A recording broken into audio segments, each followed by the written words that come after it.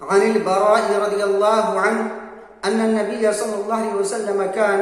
أول ما قدم المدينة نزل على أجداده، أو قال أخوالي من الأنصار، وأنه صلى قبل بيت المقدس 16 شهرا أو 17 شهرا، وكان معجبه أن تكون قبلته قبل البيت، وأنه صلى أول صلاة صلاها صلاة العصر وصلى معه قوم، فخرج رجل ممن صلى معه فمر على أهل المسجد وهم راكعون فقال أشهد بالله لقد صليت مع رسول الله صلى الله عليه وسلم قبل مكة، فداروا كما هم قبل البيت. وكانت اليهود قد أعجبهم إذ كان يصلي قبل بيت المقدس وأهل الكتاب، فلما ولى وجهه قبل البيت أنكروا ذلك. عن البراء رضي الله عنه في حديث هذا أنه مات على القبلة قبل أن تحول رجال وقتلوا لم ندر ما نقول فيهم، فأنزل الله تعالى وما كان الله ليضيع إيمانكم. برا بن عازب رضی اللہ عنہ سے روایت ہے، وہ بیان کرتے ہیں کہ نبی صلی اللہ علیہ وسلم جب پہلی بار مدینہ تشریف لائے تو اپنے ننیحال میں ٹھہرے، اور آپ صلی اللہ علیہ وسلم 16 مہینوں یا 17 مہینوں تک بیت المقدس کی طرف رخ کر کے نماز پڑھتے رہے، اور آپ کی خواہش تھی کہ قبلہ بدل جائے۔ قبلہ بدلنے کے بعد سب سے پہلی نماز جو آپ نے ادا کی وہ نماز عصر تھی، اور آپ کے ساتھ صحابہ کرام کی ایک جماعت نے بھی نماز ادا کی۔ آپ کے ساتھ نماز ادا کرنے والوں میں سے ایک آدمی نکلا، اس کا گزر بنی حارثہ کی مسجد سے ہوا، وہ لوگ نماز کی حالت میں تھے۔ اس صحابی نے کہا میں اللہ کو گواہ بنا کر کہتا ہوں کہ میں نے رسول اللہ صلی اللہ علیہ وسلم کے ساتھ مکہ کی طرف رخ کر کے نماز پڑھی ہے۔ اس مسجد کے نمازیوں نے نماز ہی کی حالت میں اپنا رخ بیت المقدس سے خانہ کعبہ کی طرف کر لیا، اور جب آپ صلی اللہ علیہ وسلم بیت المقدس کی طرف رخ کر کے نماز پڑھا کرتے تھے تو یہود و نصارہ کو بڑا اچھا لگتا تھا، لیکن جب آپ نے اپنا رخ بیت المقدس سے خانہ کعبہ کی طرف کر لیا تو یہ چیز انہیں ناگوار لگی۔ برا بن عازب رضی اللہ عنہ سے مروی ہی اسی حدیث میں یہ بات بھی موجود ہے کہ قبلہ بدلنے سے پہلے جو صحابہ کرام انتقال کر گئے تھے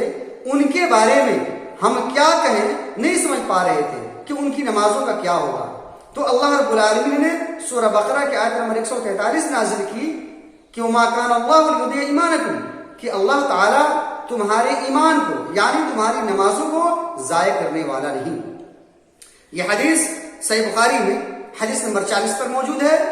مزید 4 مقامات پہ موجود ہے، اور حدیث کی دیگر کتابوں میں بھی موجود ہے، تفصیلات ڈسکرپشن پہ موجود ہیں۔ اس حدیث سے متعدد مسائل ثابت ہوئے۔ پہلا مسئلہ، روایت حدیث میں محدثین کا حد درجہ احتیاط، جیسے 12 ربیع الاول کو آپ صلی اللہ علیہ وسلم مدینہ تشریف لائے اور سن 2 ہجری میں رجب کے مہینہ کے بیچ میں قبلہ تبدیل کرنے کا حکم نازل ہوا، تو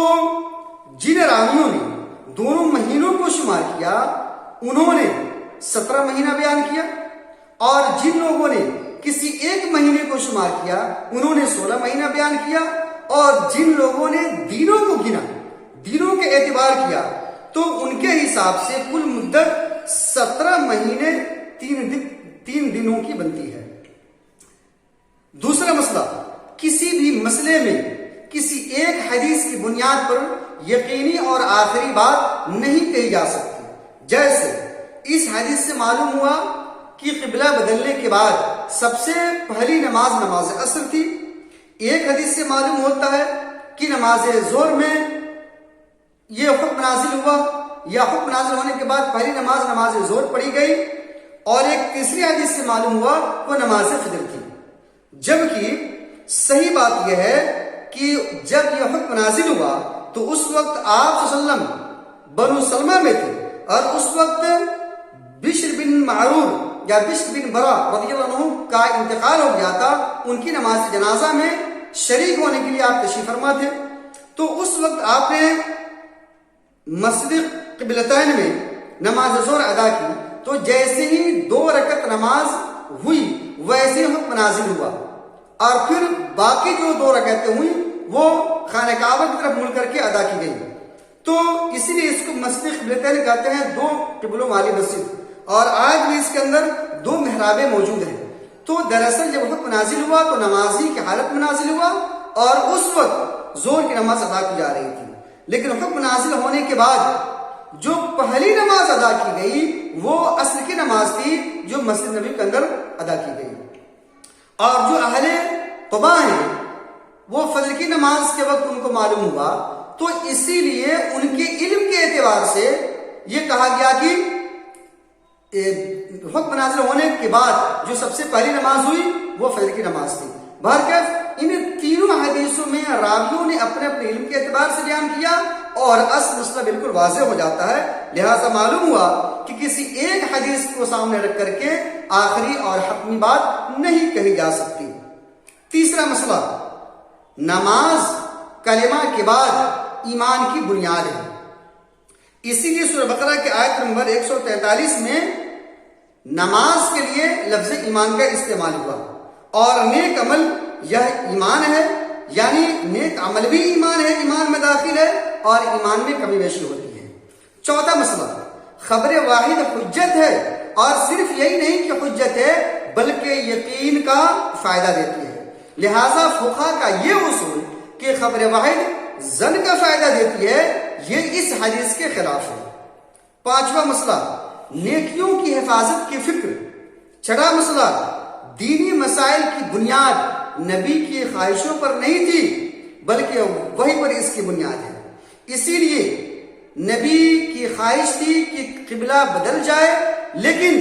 اس کے باوجود آپ نے اپنی خواہش کے مطابق کبھی بھی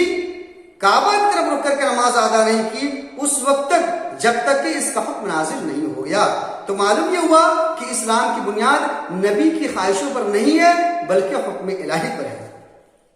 بلکہ نبی کی خواہش کی حقیقت صرف اور صرف خواہش کی ہے، اسے اسلامی حیثیت یا اسلامی درجہ نہیں دیا جا سکتا۔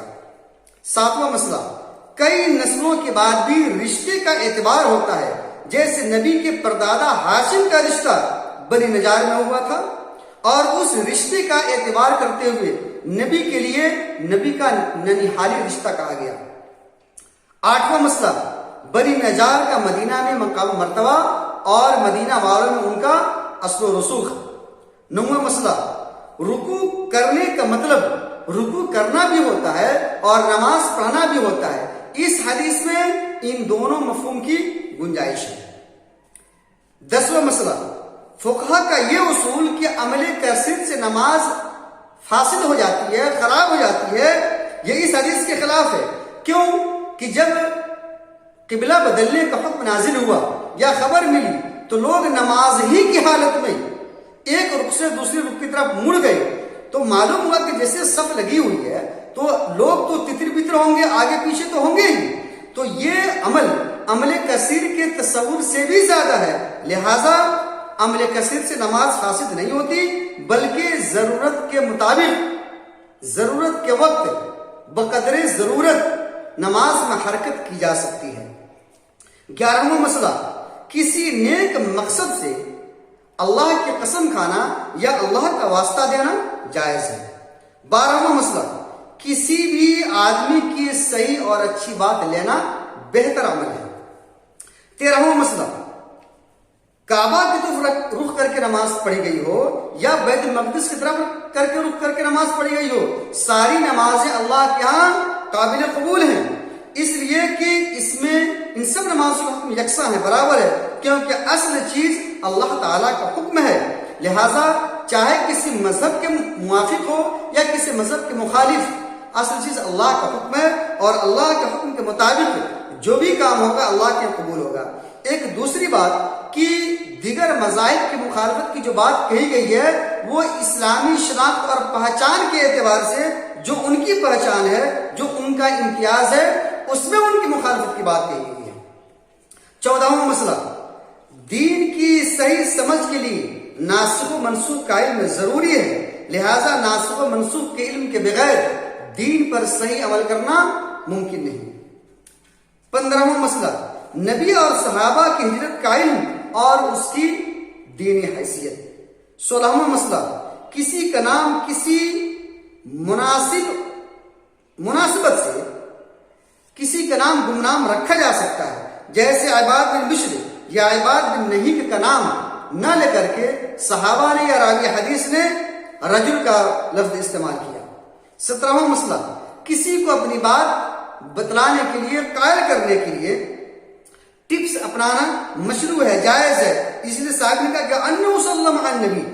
18واں مسئلہ، نبی کا اونچا مقام کہ بغیر دعا کیے ہوئے اللہ رب العالمین نے نبی کی خواہش کے مطابق قبلہ